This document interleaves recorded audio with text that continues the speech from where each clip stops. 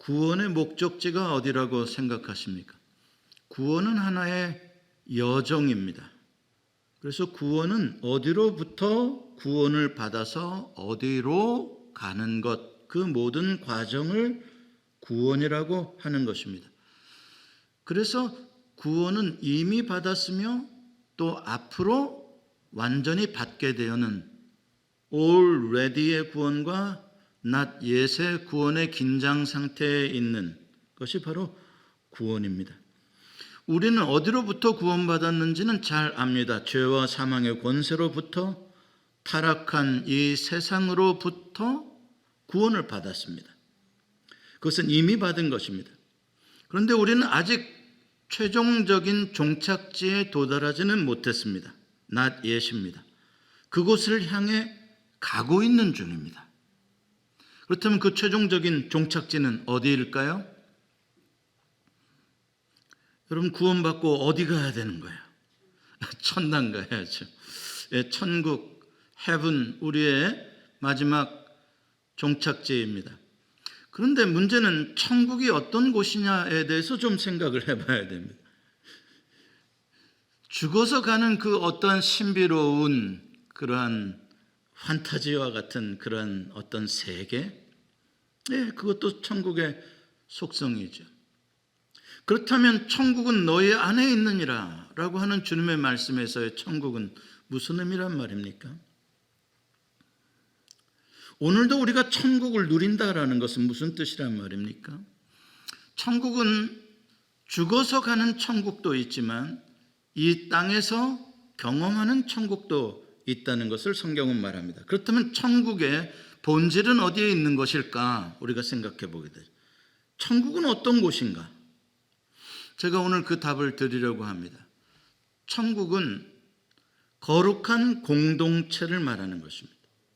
하나님의 이름을 사모하고 하나님만을 왕으로, 주로, 창조주로, 나의 신으로 섬기는 사람들의 모임, 예수 그리스도로의 보혈로 정결함을 받은 그 신부들의 공동체, 그것이 천국입니다. 물론 완전하지는 않지만 여기에 완전한 그리스도인들만 다 있는 것은 아니니까 이 세상의 교회에 그런 의미에 있어서 이 교회는 거룩한 공동체로서 너희 안에 천국이 있느니라, among you라고 말할 수 있습니다. 천국은 여기에 있습니다. 여러분, 성경의 이야기를 가만히 보십시오. 성경의 이야기는 거룩한 공동체로 시작하여 거룩한 공동체로 끝나는 이야기입니다. 창세기 3장에서 하나님께서 거룩한 에덴 공동체를 만들어 주셨습니다. 하나님과 아담과 하와가 행복한 공동체로 살아가는 세계입니다. 거기에 죄가 들어와서 그 공동체가 깨지는 이야기가 바로 타락의 이야기입니다. 성경에 처음 나오는 인류의 이야기입니다. 거룩한 공동체가 죄로 더럽혀진 깨어진 공동체가 되어 하나님과의 관계가 깨어지고 남자가 남편이 아내를 블레임하는 그런 공동체가 되고 말았고 형이 동생을 죽이는 공동체로 타락하게 된 것입니다. 그리고 성경의 마지막에 가면 어떻게 됩니까? 오늘 우리가 교동문에서 읽은 대로 14만 4천 명이 하나님에게 예배를 드리고 찬송하는 장면으로 성경의 마지막 계시록의 이야기는 끝나게 됩니다. 도대체 14만 4천 명이 하나님께 한 검고 타는 것처럼 새 노래를 부른다는 건 무슨 뜻이겠습니까? 거룩한 공동체가 온전히 회복되었다는 것입니다. 아름다운 공동체로, 더 풍성한 공동체로 회복되었다는 것입니다. 다시 말해서 성경의 구원사의 모든 스토리는 타락한 공동체로부터 시작해서 완전한 거룩한 공동체로 세워져 가는 그런 구원사를 성경의 이야기는 말해주고 있는 것입니다. 그러므로 구원받은 우리 그리스도인들이 반드시 알아야 할 두 단어는 거룩이라는 단어와 공동체라는 단어입니다. 그런데 과연 오늘날 교회가 성도들이 얼마나 이 거룩이라는 단어와 공동체라는 단어의 소중함에 대해서 깊이 생각하며 또 그 의미를 살아내려고 하는지에 대해서는 참 의문이 듭니다. 왜 이렇게 오늘날 교회가 이 공동체성과 거룩성에 대한 관심이 없어지게 되었나? 역사적인 맥락이 있습니다. 19세기 말부터 시작해서 21세기로 이어지는 150년 내지 200년 동안의 그리스도 교회의 역사입니다. 최근의 역사들인 것이죠. 이 최근의 역사들은 기독교 제국주의의 식민주의화를 기점으로 해서 기독교 복음의 확장성에 초점을 맞췄습니다. 세계 모든 민족으로 구원을 받게 하자. 그래서 기독교 제국 국가들의 군함이 가는 곳에 선교사들이 복음을 들고 미지의 땅으로 가서 예수를 믿게 하는 데 성공했습니다. 그래서 교회가 많이 확장됐고 세계의 많은 민족들이 예수님께로 돌아오는 역사를 이루었습니다. 자, 그러한 가운데에 20세기 초반부터 나오기 시작한 게 근본주의적인 복음주의의 활동입니다. 근본주의라는 것은 신학적으로 문자적으로 성경을 읽는 아주 너무 지나친 보수를 말하는 것입니다. 이런 상태로 들어가게 되면 개인주의적인 구원에 대해서 관심을 갖게 되고 공동체, 사회나 국가나 세계나 교회나 이런 쪽에 있어서는 그 중요성이 상대적으로 약해지는 문제가 있습니다. 어떻게든지 복음을 전해서 그냥 한 사람이라도 구원을 얻게 하자. 그 개인 구원에 초점을 지나치게 맞추다 보니까 하나님의 구원은 개인에게만 초점이 있는 게 결코 아니라 하나님의 구원은 공동체, 사회와 국가와 전 세계를 구원하고자 하시는 하나님의 구원의 큰 그림을 놓쳐버리고 마는 것입니다. 여러분, 구원이라는 단어가 우리에게 주어졌을 때 처음으로 나타나야 하는 변화는 나라는 단어에서 우리라는 단어로 바뀌는 것입니다. 수준이 너무 높아서 지금 조시는 분들이 몇 분 계시는데 갑자기 왜 이렇게 수준 높은 설교를 하게 됐는지 생각해 보세요. 구원이라는 단어가 나에게 적용되게 될 때 나에게서 나타나는 첫 번째 변화는 나에서 우리로 바뀌는 것입니다. 무슨 뜻이에요? 더 이상 나 혼자 개인의 존재가 아니라 그것은 사탄이 요구하는 것이고 사탄이 우리를 뿔뿔이 흩어서 각자 개인이 각자 소견에 옳은 대로 살도록 하는 것이 사탄의 역사고 하나님은 그 개인을 모아서 사랑으로 연합하여 하나가 되게 하는 게 하나님의 뜻이기 때문에 구원받은 자는 더 이상 개인주의적인 이기적인 나의 삶이 아니라 나를 넘어선 이웃을 돌보는 우리의 삶으로 확장되게 되어지는 것이죠.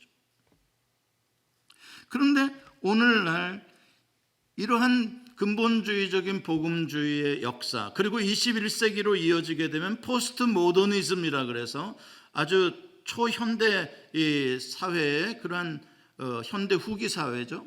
이러한 문화가 뭐냐면은 말 그대로 개인주의, 이기주의, 이게 포스트 모던 오늘날 우리가 살아가고 있는 이 시대에 세상에 흘러가고 있는 메인스트림 문화예요. 이게 무슨 뜻이냐?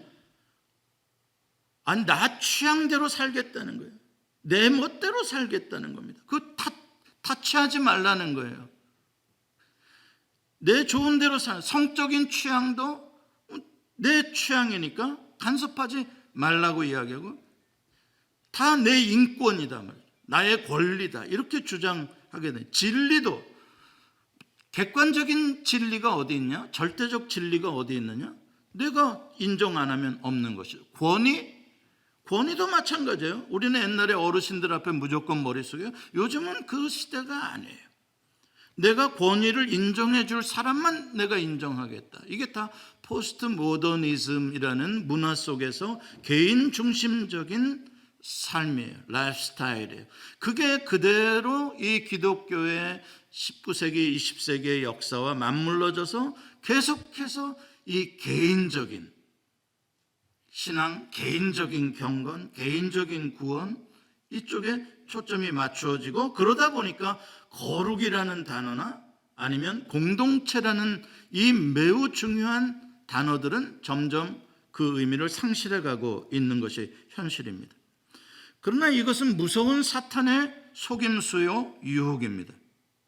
이런 세속적인 문화의 옷을 입은 복음은 개인의 타락은 물론이요 공동체의 부패를 가속화시켜서 교회는 타이타닉호처럼 너무나 멋진 유람선처럼 화려하게 오늘날의 교회가 성장하고 부요하게 되었으나 오늘날 이러한 개인주의와 이기주의의 암초에 걸려서 그래서 지금 부딪혀서 물에 빠져가고 있는 그런 현실을 우리가 보고 있는 거예요. 특히 성적인 취향에 대해서 누군가 그 개인에게 언급한다는 건 무례하다고 이야기를 듣게 되고 몰상식한 시대가 된 거예요. 그리고 이 사회가 이렇게 부패하게 되더라도 그리스도인들이 별로 그렇게 가슴 치며 슬퍼하지 않아요. 우리만 그냥 어떻게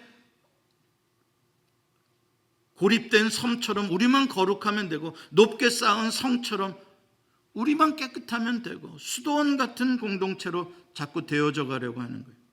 국가 공동체가 이렇게 이념으로 싸우고 분열하고 가난한 자들이 무시당하고 그렇게 돼도 교회가 별로 관심을 갖지 않아요. 우리의 관심, 성도들의 많은 관심들은 지극히 나의 구원, 나의 경건, 내 가족의 건강, 내 가족의 행복, 내 가족만 잘 살면 그만이에요. 심지어는 그러한 가치관이 교회 안에 그대로 들어와 가지고 교회가 세상적인 가치관에 심각하게 오염이 되어 있어요. 교회 안에 돈 문제가 얼마나 많은지, 재정 문제가 얼마나 많은지, 성도들끼리 계를 하고 돈으로 연결된 문제들이 얼마나 많은지, 돈을 위해서 어떤 큰 교회들을 찾아가는 문제, 교회 안에 성적인 문제들을 그냥 내버려 두는 그러한 문제들, 교회 안에 세상의 권력자들이 들어와서 거기서 표를 얻으려고 하는 문제, 교회 안에 이념이 들어와서 공산당이냐 아니냐 막 해가면서 민주당이냐 공화당이냐 싸우는 문제들, 다 세상적인 그러한 가치관들이 들어와 가지고 교회를 침몰시키고 있는데, 그래도 나만 거룩하면 나만 기도하면 된다는 식으로 오늘날에 여전히 교회는 그렇게 개인주의적인 경건을 강조하고 있다. 오늘날 이 시대와 교회의 타락상은 동성애의 문제에 있어서 우리가 그 예를 찾아볼 수 있지 않습니까? 우리 교회도 그래서 교단을 바꾸는 그런 아픔까지 우리가 경험했는데, 왜 동성애가 대법원에서 합법화가 됐습니까? 그거는 개인의 인권, 개인의 성적 취향이기 때문에 그거는 어느 누구도 건드릴 수 없는 천부 인권설에 기초한 것이에요. 참 어려운 이야기입니다. 그리고 이 시대가 얼마나 그런 성적인 음란한 문화들로 모든 것들에 안 미친 곳이 없을 정도로 되었는데, 오늘 본문은 고린도전서 이 5장은 참 낯설어요. 이게 진짜 오늘날 교회에 이 말씀이 파워가 있을까? 진짜 뭐 흔들어 좀 깨울 수 있을까? 이거 계란으로 바위 치는 것 같은 그런 말씀처럼 느껴지는 거예요. 오늘 본문 1절 말씀을 같이 한번 읽어봅시다. 시작. 너희 중에 심지어 음행이 있다 함을 들으니 그런 음행은 이방인 중에도 없는 것이라 누가 그 아버지의 아내를 취하였다 하는도다. 지금 심각한 문제가 있어요. 고린도 교회에. 사도 바울이 5장에서 어찌 보면은 권면하고자 하는 중요한 본론에서 첫 번째로 언급하고 있는 게 이 음행의 문제예요. 교회. 자, 여기서 사도 바울이 지금 강력한 어조로 꾸짖고 있는데, 고발하고 있는데, 그 대상이 누구라고 생각하십니까? 아버지의 아내를 취하여 사는 그 사람을 대상으로 하는 말이겠습니까? 아니면 고린도 교회의 일반적인 음행의 문제에 대해서 꾸짖는 것이겠습니까? 성경을 잘 읽어봐야 되죠.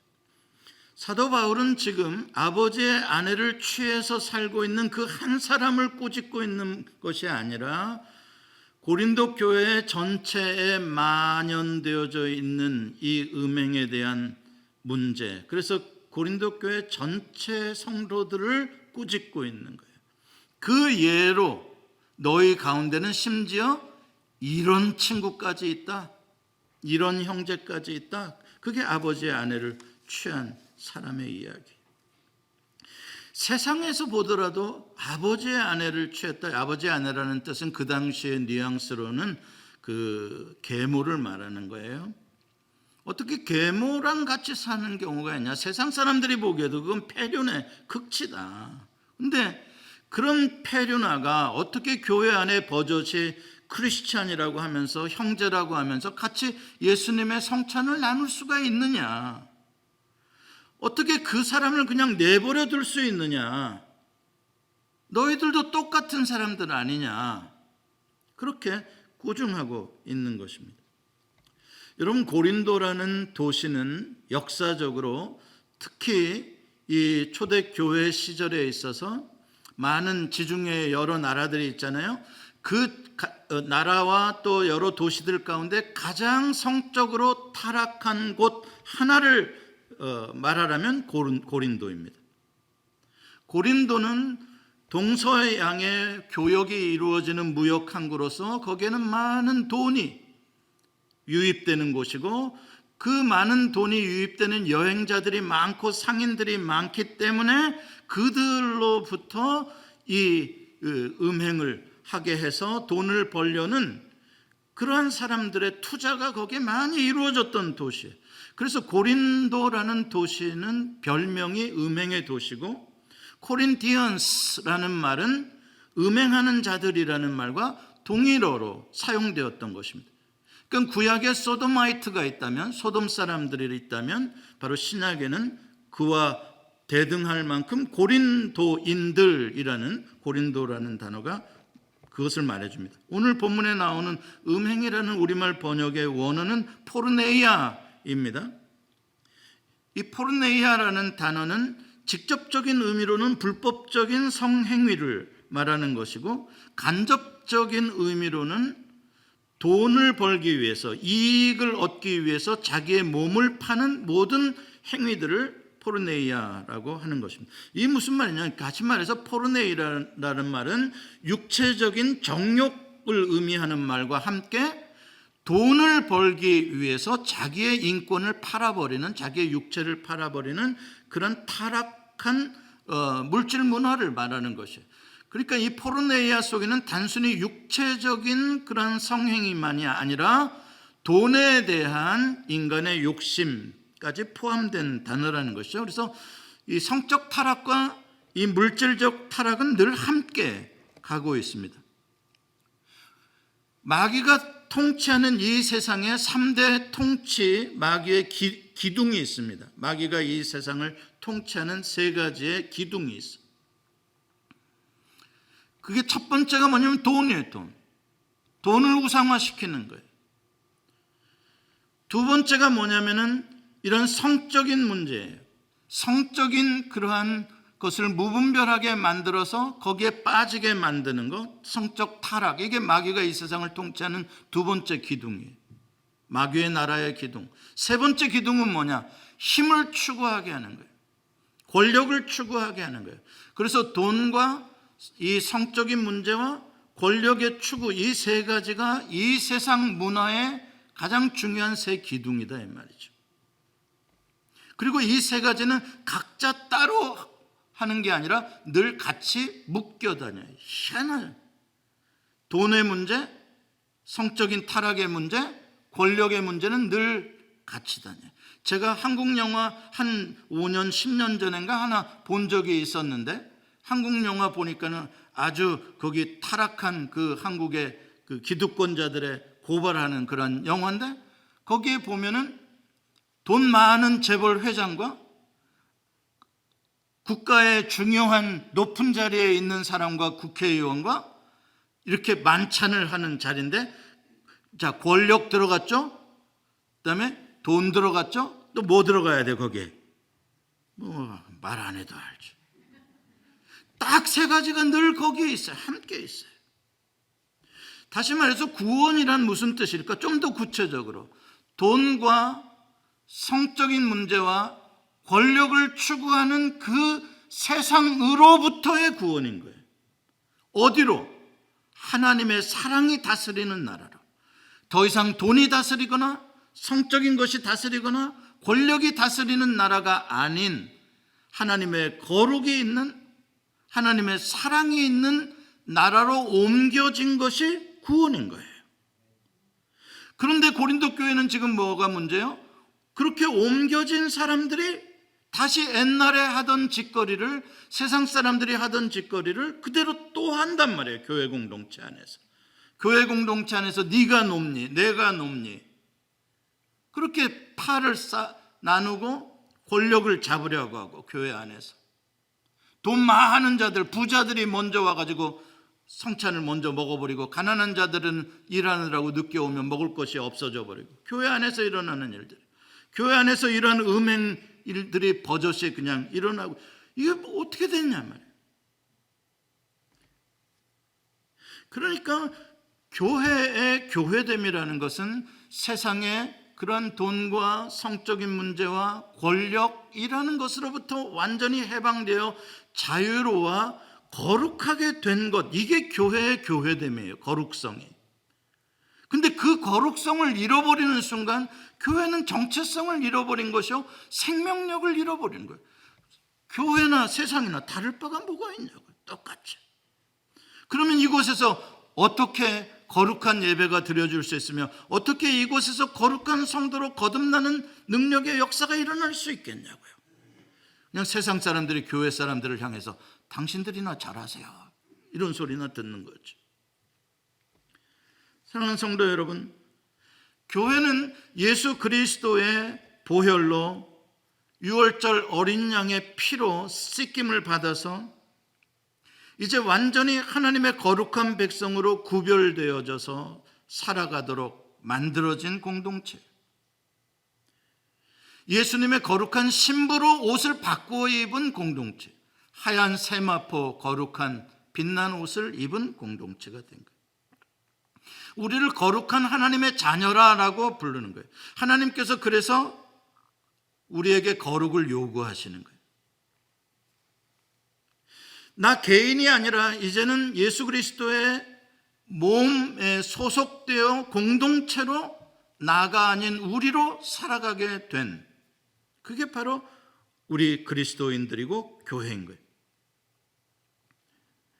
만일 그 교회가 이 연합된 거룩성을 잃어버리게 된다면 모든 능력을 다 상실해버리고 세상의 손가락질이 되게 되어지고, 그 짠맛을 잃어버린 소금이 되어 사람들의 발에 밟히게 될 뿐입니다.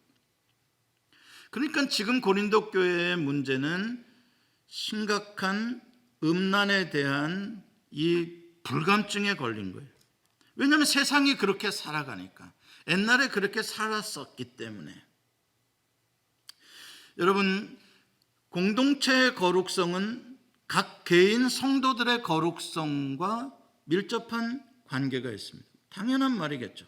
성도 한 사람 한 사람이 거룩하지 않은데 어떻게 공동체가 거룩할 수 있겠습니까? 헌데 지금 이 고린도 교회 안에는 아버지의 아내와 버젓이 아무렇지도 않게 그렇게 사는 형제가 있는 거예요. 그런 사람들이 함께 성찬을 나눠요. 왜 그런 사람들을 교회가 용납할까? 왜 내쫓지 않을까? 사도 바울이 오늘 본문에서 지적하는 거예요. 그들은 그런 사람을 내쫓지 않으면서 자기를 자랑한다 그래요. 오늘 본문에 보면 그런 사람을 내쫓지 않으면서 뭘 자랑한다는 말인가? 아, 우리는 이렇게 사랑이 많은 공동체야, 우리는 이런 사람들도 다 품어줄 수 있어, 이렇게 교만하게 자랑한다는 거예요. 근데 사도 바울은 너희들의 감추어진 그 속마음을 안다고 지금 고발하고 있는 거예요. 니들이 그 사람을 감싸주는 건 사랑 때문에 감싸주는 게 아니라 니들도 음란히 행하는 것에 대해서 어느 누구도 말하지 못하게 하려고 그냥 냅두자 하는 거 아니냐, 지금 그걸 지적하고 있는 거예요, 사도 바울이. 오늘날 교회도 한번 생각해 봅시다. 특히 한국 교회 아주 동성애 반대에 있어서는 세계에서 1등 가는 교회예요. 훌륭해요. 아직 살아있구나. 그래도 한국 교회가. 한국의 음란 문화는 세계 1등입니다. 여러분들 너무 실망하지 마시죠. 그런데 그게 사실입니다. 미국의 그 사람들의 1인당 음란 문화를 위하여 사용하는 돈이 나오는데 그 돈에 비해서 한국 사람들이 1인당 음란한 문화를 위해서 사용되는 돈은 4배에서 5배나 많습니다. 그게 한국의 현실입니다. 그런 가운데서 한국은 동성애를 극도로 반대합니다. 근데 여러분, 일반적인 음행에 대해서 피켓을 들고 깃발을 들고 우리 사회가 이렇게 타락해서는 안 됩니다, 우리나라가 이렇게 타락해서는 안 됩니다 라고 나온 교회를 본 적이 있습니까? 그거 참 희한해요. 그럼 동성애는 안 되고 그런 것들은 다 괜찮단 말입니까? 그렇죠? 지금 우리에게 우리의 현실이다 이 말입니다. 바울은 그렇게 파렴치한 자기 속임수에 대해서 오늘 강하게 꾸짖고 있는 것입니다. 물론 교회 밖에 있는 죄인들에 대해서는 우리가 사랑으로 품어줘야 되죠.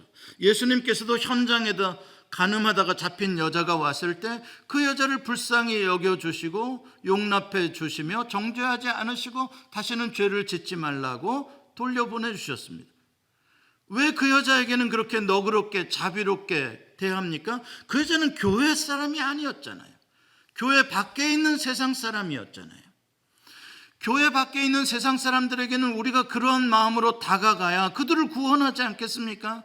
그들을 불쌍히 여기고 그들과 친구가 되어주고, 그렇죠? 사도 바울이 그들에게 눈높이를 같이 해서 전도했듯이 세상에 있는 교회 밖의 사람들에게는 우리가 그렇게 대해줘야 합니다만, 바울이 말하는 것은 교회 안에 소위 형제라 하는 이미 구원받았다라고 하는 교회 공동체의 구성원이 그런 짓을 하면 그건 그냥 두지 말라는 것입니다. 왜냐하면 세상에는 돈과 성과 권력으로 이미 다스려지는 세계입니다. 그러나 교회는 그런 세계가 아니잖아요. 교회는 하나님의 말씀이 판단되어지고 하나님의 말씀에 따라 살아야 되는 공동체잖아요. 하나님이 교회의 성도들에게 뭘 요구하셔요? 내가 거룩하니 너희도 거룩하라. 하나님께서 우리에게 주시는, 우리 각자만이 아니라 공동체가 가져야 하는 가장 중요한 말씀이에요. 사도 바울은 뭐라 그래요? 너희가 먹든지 마시든지 무엇을 하든지 다 하나님의 영광을 위하여 하라. 수동적인 거룩성 정도가 아니라 하나님의 영광을 위하여 작은 것까지도 하는 공동체가 되어라 라고 말씀하는 거죠. 교회 안에 그러한 형제들을 용납하고 내버려 두게 되면 오늘 사도 바울은 뭐라 그러냐면 누룩을 그냥 냅두는 것과 똑같다. 처음엔 누룩은 보이지도 않고 별것 아닌 것 같지만 누룩을 내버려 둬봐라. 어떻게 되냐? 떡덩어리 전체가 다 쉰내가 나는 거 아니겠느냐. 그럼 다 못 쓰게 된다, 공동체 전체가.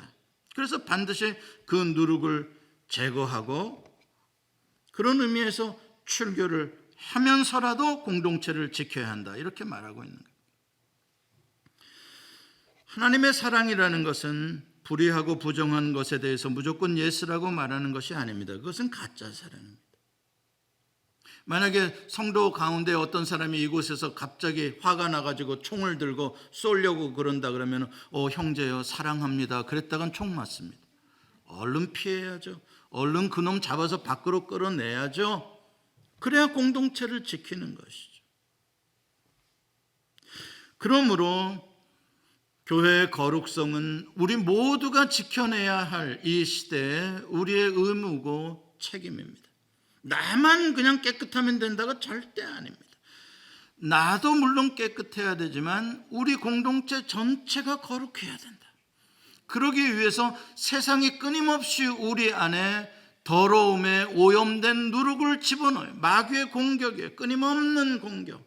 이념으로도 교회 안에 집어넣어요. 오늘날 교회들이 이념으로 오염돼서 무슨 파냐, 누구 파냐, 누구를 찍어야 되냐, 이것으로 교회가 다 갈라져요. 세상에 이런 교회가 어디 있어요? 마귀에게 오염된 거예요. 생각이, 사상이, 이념이 오염된 거예요. 그리스도인들이 그게 들어오도록 허용한 거예요. 맨날 밥 먹으면서 야, 트럼프 찍을래? 바이든 찍을래? 아이, 그런 소리 말고 똑바로 거룩하게 사는 것에 대해서 이야기하란 말이에요.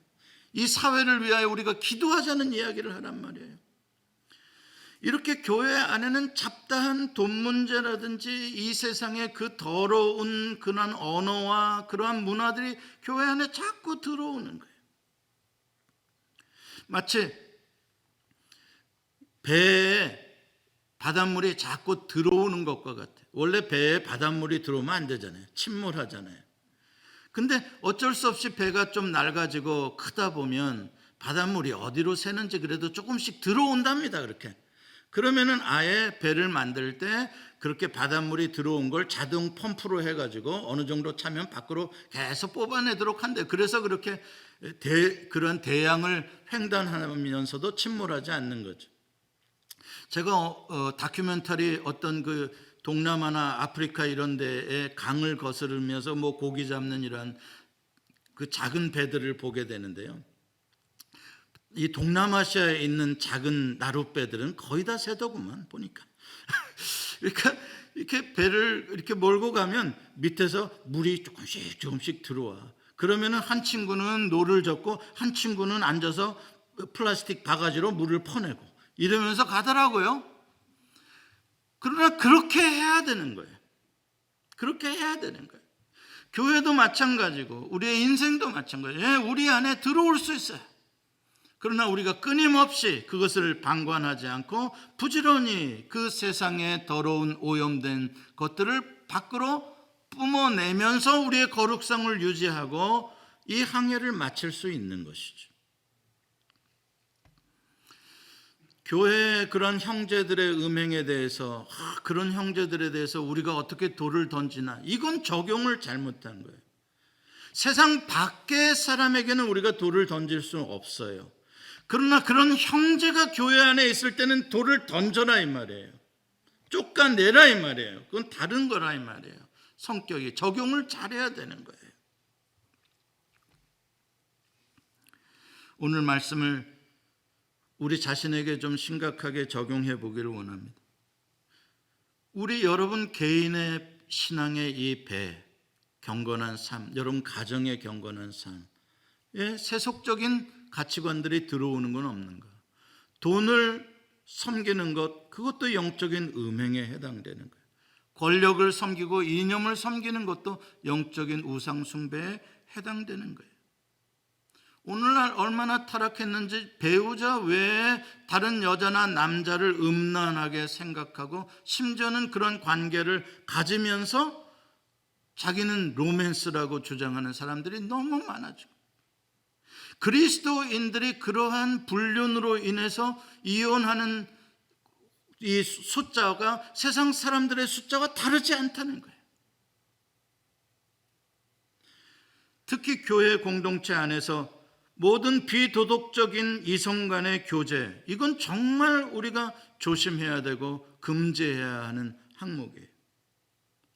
그냥 버젓이 남집사 여집사 부부도 아닌데 같이 차를 타고 그냥 다니고 같이 밥 먹는 데서 만나고, 그래서 이거 도대체 얼만큼 자유인지 모르겠어요.